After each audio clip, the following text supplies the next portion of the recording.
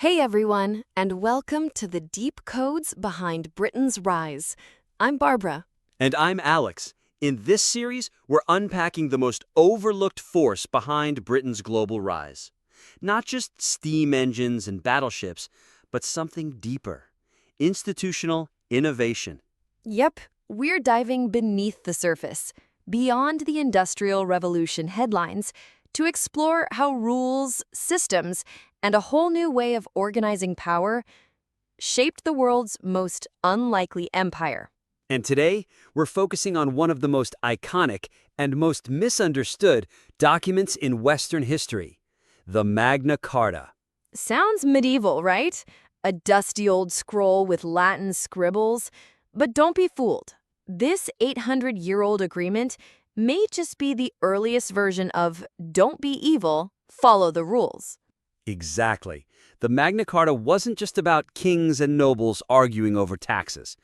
It planted the seeds of rule of law, limited power, and the idea that no one, not even the king, is above the law. So buckle up, history fans. Today, we're asking, how did one messy compromise in a field near Windsor end up changing the political DNA of an entire nation? Let's get into it.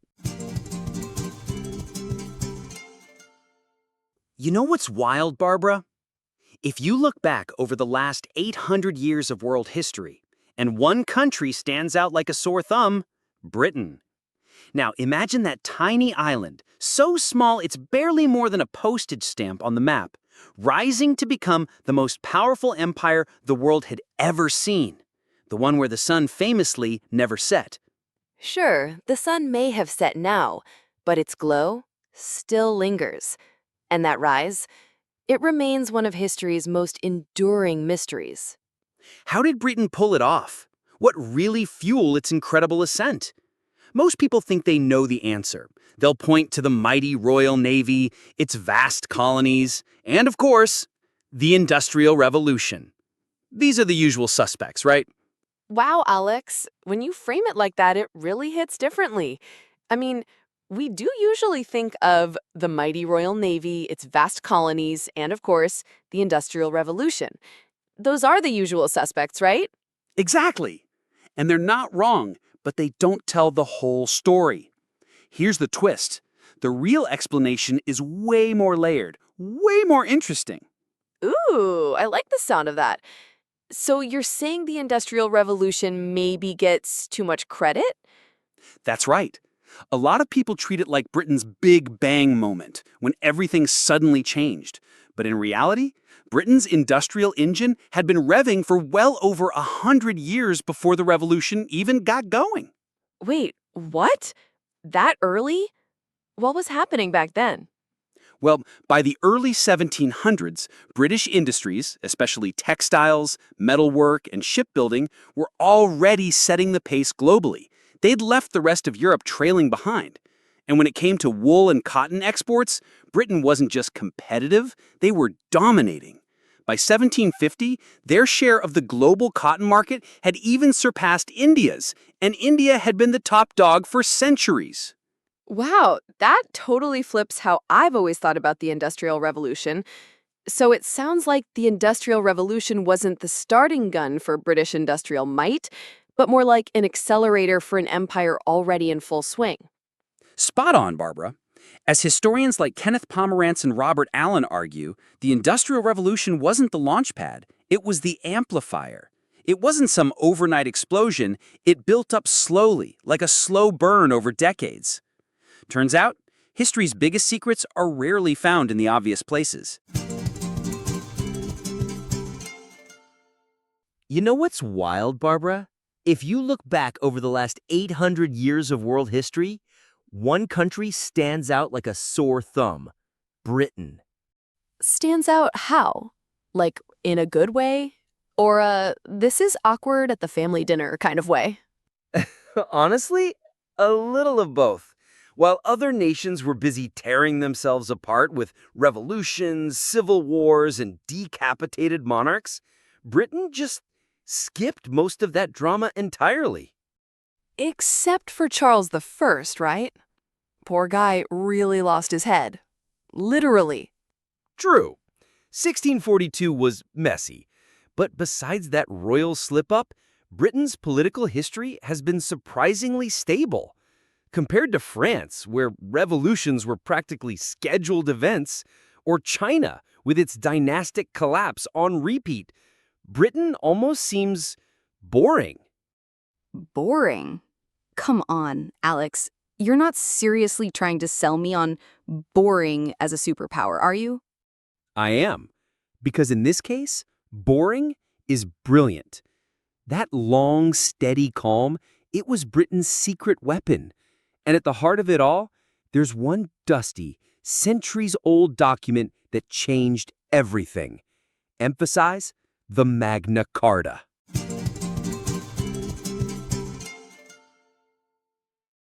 Ah, yes, the Magna Carta. Every history textbook mentions it, but no one ever really explains why it actually matters. So, why does it? Great question. Picture this. It's the year 1215. King John is on the throne, an average king at best in a military disaster at worst. He lost so much land to the French, people literally started calling him John Lackland. Not exactly the nickname you want engraved on your royal seal. Yikes. Sounds like the kind of king you quietly unfollow on social media. Exactly. And to fund his glorious losing streak, he kept raising taxes without asking anyone. That ticked off everybody, the nobles, the church, the merchants of London. So they did something radical. They didn't overthrow him, they cornered him. Wait, so they could have grabbed the crown and they just said, nah, we're good. Right? At Runnymede, they told the king, "We don't want your throne. We want your power to be bound by law."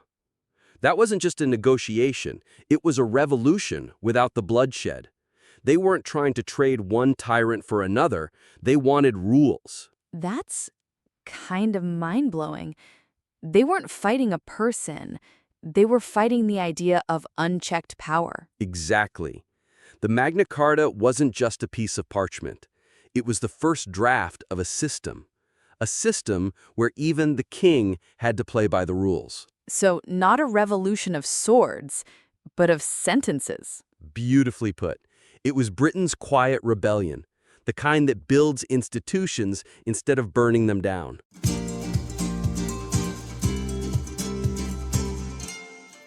So what did all this messy compromise really lead to? It laid the groundwork for something totally revolutionary. The spirit of British governance. This wild idea that when power spins out of control, you don't just grab a sword and start swinging. You sit down, argue like adults, write down rules, and get this, you actually trust those rules to work. So basically, instead of killing the dragon and becoming the next evil overlord, you invent a cage for dragons and then make sure everyone agrees to live with one in the backyard? That's a weirdly perfect metaphor, Barbara. Yes, the Magna Carta wasn't born as some holy document. It was more like a grumpy agreement, a contract negotiated under threat. All 63 clauses of it. 63? That's not a contract. That's a medieval user agreement. What were they bargaining over? Like, you can't tax my sheep without a receipt? You're not far off. Most of it was incredibly specific, dealing with debts, widows' rights, forest access, basically the medieval version of fine print. But here's the thing. 3 or 4 clauses, just a tiny handful, turned out to be absolute game changers. Okay, I'm listening. What were the golden nuggets hiding in all that legal clutter? First up, no man shall be deprived of liberty except by lawful judgment. That's the origin of due process, the idea that no one can be punished without a fair trial. No way! That's like a centuries-old version of, you have the right to remain silent. That one line changed the whole game. Exactly. Second, No taxation without representation. That line would echo across oceans and centuries, straight into the American Revolution. Oof, that one gave King George some serious heartburn. And finally, arguably the biggest bombshell, the king is under the law. That was unheard of. Before that, kings were the law. Whoa, that's not a clause. That's a mic drop. The guy in charge suddenly being told, hey, you don't get to make the rules just because you wear a crown, that's seismic. And that's exactly the point. This wasn't just a political deal. It was a blueprint for limiting power with rules. Not with swords, not with coups, but with ink and parchment. So instead of changing the king, they changed the rules of kingship. That's like beating tyranny by rewriting the instruction manual. Nailed it. And that's where Britain's real superpower kicks in. Institutional reform. The Magna Carta gave people something they could point to, a legal lever they could pull when power went rogue. Wow. So it wasn't just a dusty old scroll. It was like the original break glass in case of emergency manual for politics. Absolutely. After John signed it, no English monarch could ignore it and still expect loyalty. Kings who refused lost legitimacy. Over the centuries, monarchs reaffirmed the Magna Carta at least 32 times. Some say 35. 35 times? That's like every monarch saying, yep, still counts, over and over. Because deep down, they knew this idea, the law above the ruler, was the only thing that could hold the realm together when power got messy.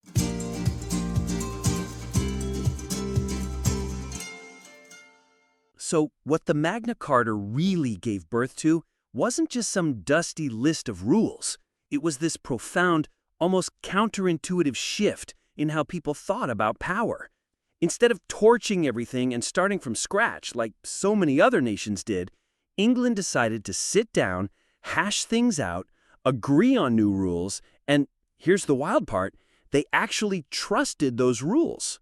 So basically, imagine trying to tame a dragon, not by slaying it, but by designing an invisible system that just makes sure it doesn't burn your village to the ground? Exactly. This approach stood in sharp contrast to almost everyone else. You see, elsewhere, tear it all down was pretty much the national anthem. Revolutions, coups, assassinations, rivers of bloodshed, that was the go-to method. But England, they wanted a system that didn't just toss the king in a dungeon, but put real enduring checks on power. Because if the dragon slayer becomes the dragon, who's left to tame him? That's the terrifying truth, isn't it? You got it. Take Russia, for instance. Lenin seized power through a bloody revolution, and the country swiftly transformed into this brutal, violent machine. The purges that followed far outstripped anything seen under the czars. The harsh lesson there is chilling. Revolutions often leave behind a worse monster than the one they overthrew. History's full of those cautionary tales. But England didn't fall into that trap. By building a system, by fanatically focusing on rules and institutions, by skillfully avoiding that relentless cycle of violence, they kept other countries in perpetual turmoil. Instead of just fixating on who had the most power, England figured out a way to make sure power itself never spiraled out of control. And that, Barbara, is its quiet genius.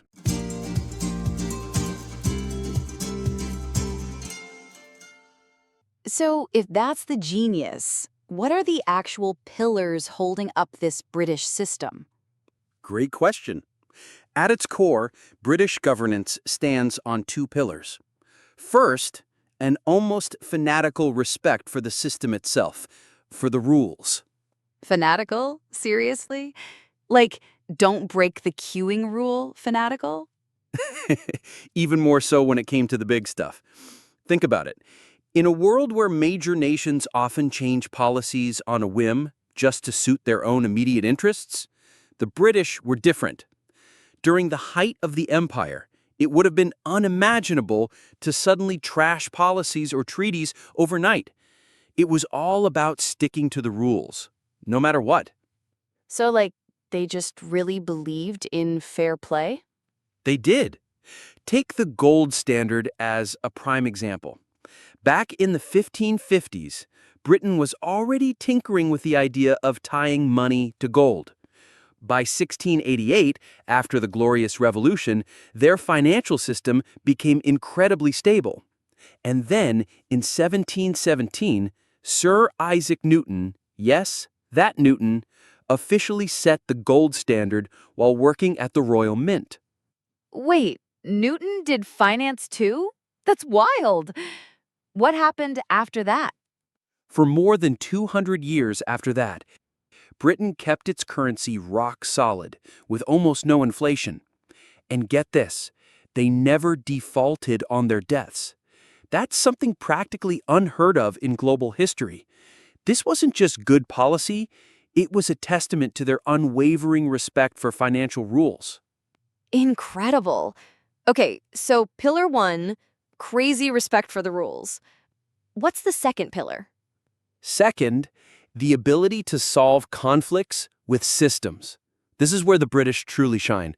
From the parliamentary system to jury trials, from central banks to those incredibly specialized naval administrative systems, these weren't just academic ideas thrown out there for fun. They were ingenious, practical solutions to real-world, often messy problems. So basically, they built tools to handle the fights? Exactly. Take the Royal Navy, for instance. Everyone talks about their ships, but it wasn't just about having the best ships. It was about having the best system. Go on. They had meticulously crafted rules for everything, from discipline to performance management, a clear command structure, and even provisions for sailors' pensions. When the British fleet clashed with the French in the late 1700s, they consistently outperformed them with losses sometimes as low as 1 to 7. 1 to 7? That's insane. So it wasn't about better cannons, it was about better management. Precisely. It wasn't because of magically superior weapons. It was the system that allowed soldiers to fight, stay in the fight, and win the fight. In short, the real strength of the British system lies in its uncanny ability to maintain stability. It kept the wheels of the country moving forward even in times of great tension and conflict. When faced with complicated situations, instead of tearing everything down, the British found a way to set new rules and balance all sides, ensuring the political system didn't just survive, but thrived.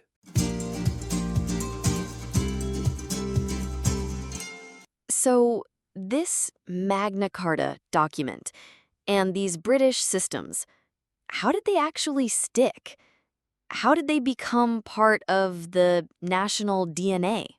That's a fantastic question, and it brings us to the crucial idea of intergenerational legacy. By the 16th century, many Britons began to rediscover the profound value of the Magna Carta. They weren't content with just its symbolic significance.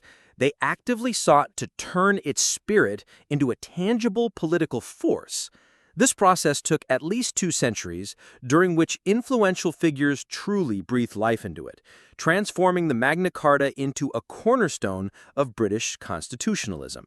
So it wasn't just rediscovered, it was repurposed. Like taking an ancient blueprint and actually building with it. Exactly. Take Edward Coke, the Chief Justice leading up to the English Revolution. He was a pivotal figure in this institutional evolution. His mantra was simple, yet profound. Above the king, there is God and the law. It was Coke's consistent references to and powerful interpretations of the Magna Carta that paved the way for the Petition of Right and the Bill of Rights, which cemented Britain's constitutional framework. Wow. So he was essentially giving that dusty old parchment new teeth. Precisely. And then there's John Locke. Locke's ideas, like government derives from the consent of the governed and power must be limited, have long been considered the bedrock of Western political philosophy. But as many political historians argue, these ideas weren't created in a vacuum. Locke's theories trace their lineage directly back to the Magna Carta. So, Locke wasn't just some genius inventing stuff out of thin air. He was amplifying something that already existed in Britain's political DNA? You nailed it. In many ways, Locke's philosophy was a systematic amplification of the principles embedded in the Magna Carta. For centuries, countless Britons have cited, reiterated, and practiced its principles. This intergenerational dedication, this ongoing commitment to its values, is what allowed the Magna Carta to become the bedrock of British political belief. So, it's not just the document itself that's so special, but the fact that generations of British people kept fighting for it, kept believing in it. It's the commitment that makes it powerful. Spot on, Barbara. When we talk about the Magna Carta, we're not just revisiting an important historical document. We're observing how an institutional spirit has been nurtured, passed down, and even sanctified by generations. Institutions don't just grow on their own. They need to be planted, forged in conflict, and most importantly, upheld by the enduring efforts of countless generations. And that, Barbara, is the real deep code of Britain's rise.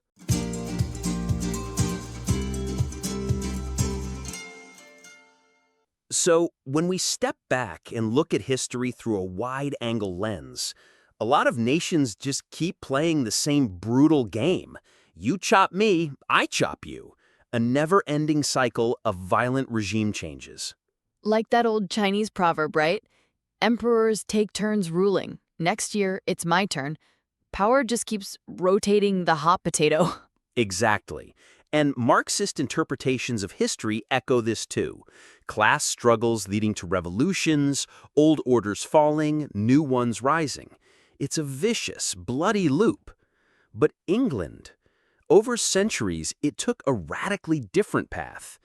When tensions flared, they didn't just burn it all down. They chose negotiation. They built new systems to balance interests, aiming for peace over chaos. So, rather than setting the whole place on fire, they found a way to build something that lasts. That's wild. What kind of wealth does that buy you? This choice gave England a huge kind of wealth. One you can't really see, but you definitely feel. Not just gold and silver, but the absence of massive social hatred and widespread destruction. Think about it. Their capital, economic, social, political, kept compounding, not getting wrecked in endless civil wars. Exactly. While other nations were stuck on a hamster wheel of self-destruction. Exactly. France, Russia, China, all trapped in cycles of dynastic collapses or revolutions that bred deep resentments and enormous losses. England skillfully dodged that bullet. Over 1,000 years, it barely saw large-scale civil wars. That's what makes it stand out, a truly rare global power story. Wow. So the Magna Carta wasn't just a king-limiting scroll, it was a shield against 1,000 years of civil war. Right on, Barbara. That's the real wealth the Magna Carta gave England. A profound legacy of stability and steady growth, passed down through generations, laying the foundation for a global empire. That's the ultimate deep code.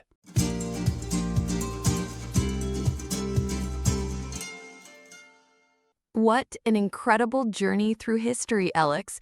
The Magna Carta. Who knew a document from 1215 could still pack such a punch today?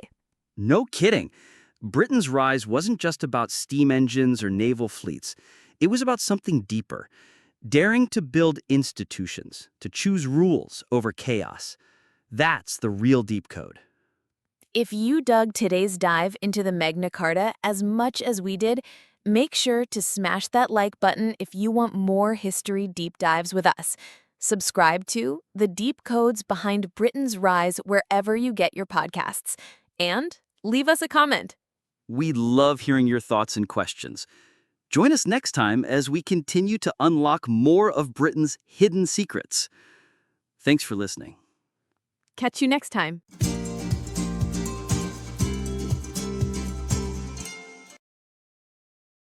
And in our next episode, we'll explore how faith, power, and politics collided in the Reformation, a second institutional earthquake that shook Britain to its core. If the Magna Carta wrote the rules, The Reformation rewrote the players. kings, popes, martyrs, I can feel a storm coming. See you next time.